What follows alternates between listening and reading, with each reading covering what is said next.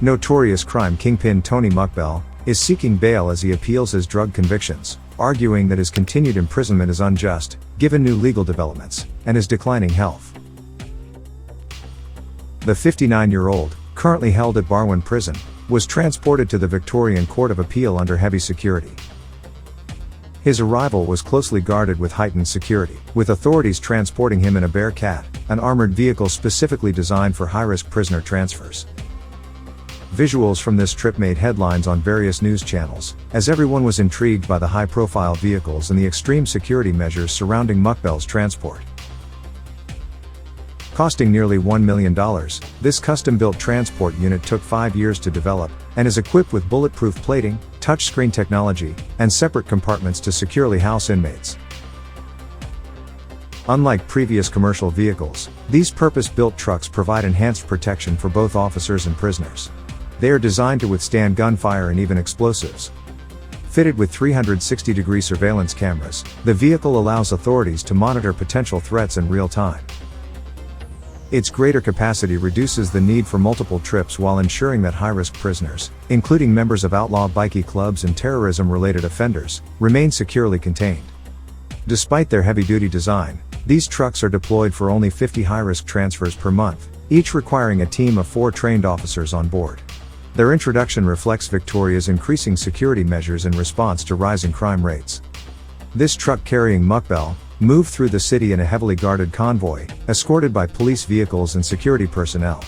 The strict precautions highlighted the authorities' determination to ensure a secure and uninterrupted transfer. Mokbel was born Antonio Saji Mokbel on August 11, 1965, in Kuwait, to Lebanese parents. His family sought refuge from the looming Lebanese civil war by migrating to Australia when he was 8. They settled in Melbourne's northern suburbs, where young Tony's journey from a humble beginning to the pinnacle of a multi-million-dollar drug empire began. As a teenager, Mokbel worked at his brother's pizza shop, but his ambitions stretched far beyond tossing dough. Within 6 years, he orchestrated a vast drug syndicate, flooding Melbourne streets with illicit substances and becoming a central figure in the city's infamous gangland wars. His criminal career began in the 1980s, with convictions for various offenses, including assaults and attempting to bribe a county court judge in 1992. By the late 1990s, he had become a key figure in the drug trade, leading a multi-million-dollar syndicate known as the Company, which made its name trafficking amphetamines, ecstasy and cocaine. A period of 22 years for his pivotal role in the drug syndicate and the scope of his criminal operations. As the law finally caught up with him, Mokbel was locked away in the notorious Barwon prison, where he remains to this day. However, the confines of his cell couldn't extinguish his influence. In 2019, the cold steel bars of the prison became the scene of a brutal attack when Fat Tony was violently stabbed by fellow inmates, a chilling reminder of the dangerous world he continues to inhabit. Now 59, Tony Mokbel stood before the judges at the Victorian Court of Appeal, seeking bail as he challenged his convictions. Mokbel appeared relaxed, smiling and warmly embracing to his supporters. The hearing, which was held on April 1, 2025, argued that he should be released due to exceptional circumstances, including serious health concerns, prolonged legal delays, and misconduct by his former lawyer, Nicola Gobbo. His application also confirmed that the situation met the legal threshold for bail under the Bail Act and the Criminal Procedure Act 2009. Given the unique combination of factors in his case, his legal team contends that his release is justified, with his lawyer further outlining that several factors are in his favor, including his deteriorating health, strong family support, the lengthy delays in his appeal process, and the fact that he has already served a significant portion of his 26-year sentence. Mokbel has also indicated his willingness to comply with strict bail conditions, such as surrendering his passport, providing a substantial surety, and wearing an electronic ankle monitor to track his movements. A major factor in Mokbel's argument is his deteriorating health. In 2019 prison attack he suffered a severe brain injury, which has left him with ongoing physical and psychological impairments. His condition continues to decline, and his legal team argues that the prison system cannot provide the necessary medical care. Courts have previously granted bail on humanitarian grounds, particularly in cases where an inmate's health is at significant risk.